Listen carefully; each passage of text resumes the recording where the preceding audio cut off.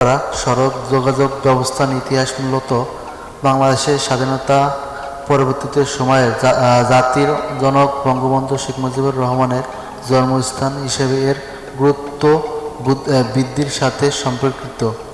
স্বাধীনতার আগে একটি অপেক্ষাকৃত দুর্গম একটি অঞ্চল ছিল, সেখানে জলপথ ছিল প্রধান যোগাযোগ মাধ্যম।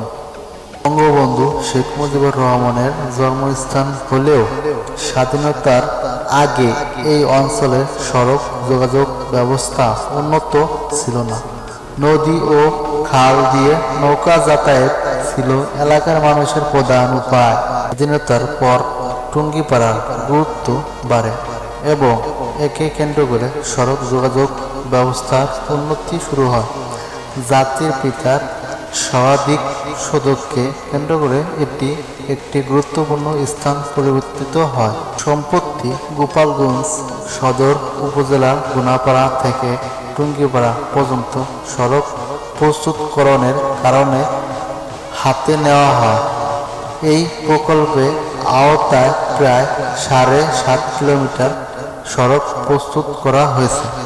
ঢাকা থেকে গোপালগঞ্জ হয়ে টুঙ্গিপাড়া দিয়ে পিরোজপুর ও বাগেরহাট সড়কের কাজও চলমান রয়েছে, যদিও কিছু কাজ অপূর্ণ।